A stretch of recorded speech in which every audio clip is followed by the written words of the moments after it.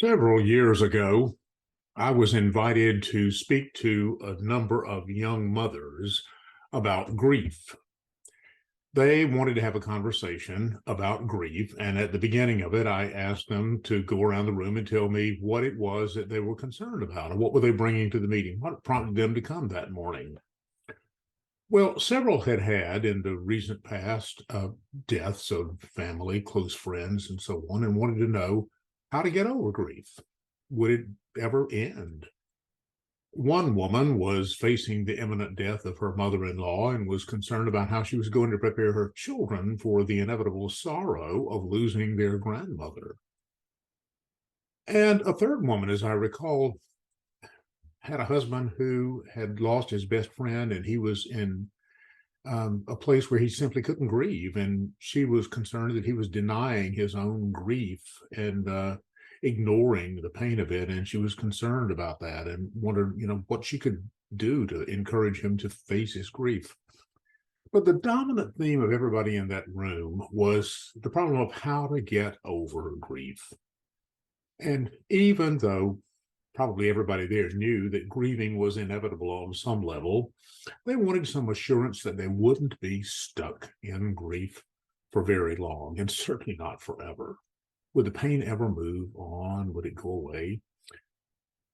And that's the problem with grief. It's unpleasant. It's sometimes enervating. At worst, it lands us into the land of not only simple sadness, but of deep depression. Of course, every fiber within our being wants the grief to stop. And the world is busy telling us, just get over it. Just get over it. Would that it were so simple. I think we'd agree that there's no way we can get through life without experiencing grief. Interestingly, after several years now, I don't recall anybody in that room who was talking about grief over something other than death, either imminent death or death in the recent past. But they could have been talking about a lot of other things as well, because grief feeds on a lot of stuff: loss, failure, missed opportunities, guilt over things done or left undone, the endings of relationships, divorce, breakups, severe damage inflicted by stuff we can't control, earthquakes and fires and famines and so on.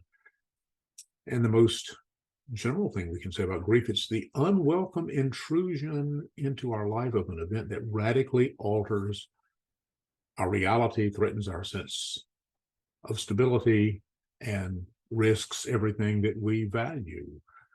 It's easy to see how grief would be something we could wish away if it were a simple emotion, but it isn't.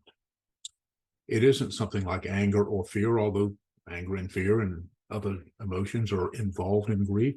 Grief is like all of these emotions piling on top of each other, all of them. And you know something? It's not just the dark ones or the troublesome ones that makes grief hard to deal with. For instance, it's not uncommon for people to feel some relief when a death happens. And then they get the idea that, well, they're wrong in feeling that. Why am I feeling this way? I shouldn't be feeling this way. People who are grieving ought not to, and all that. And then sometimes, in addition to the guilt over that, you get anger. Anger is a part of grief. Why did she have to die on me? Why did he die and leave me with all this mess I've got to deal with all by myself? Or maybe it's something like, dadgum him, damn him for going so fast, he took his own life.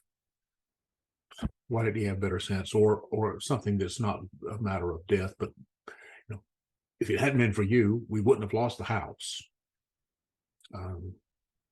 That's the way grief works. And in a world that prizes doing away with bad feelings and numbing and anesthetizing pain away, it's counterintuitive to expect us to take grief seriously and to expect that we're going to do anything other than just wish it away or get rid of it as fast as possible.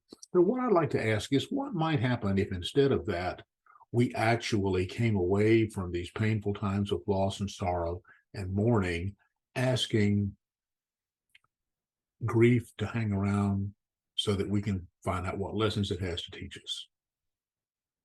We might get some insight into what it's like to detach from someone or something which we'd give anything not to detach from or do away with. We could possibly discover, as indeed many do, strength that we didn't know we had, when what we depended on for strength is ripped away from us. Maybe we could eventually come to have a greater sense of solidarity with the millions on this planet who have lost everything to earthquake, wind, fire, flood, disease, and war. We might come to terms with the issues of control that are smashed open by an event that launches profound grief. It could be none of these things, or all of them. One of the mysteries of grief is we have no way of knowing in advance exactly what its lessons are. And no two griefs are alike. No two people grieve exactly the same way. And add to that, the cultures vary widely in how cultures handle and approach grief.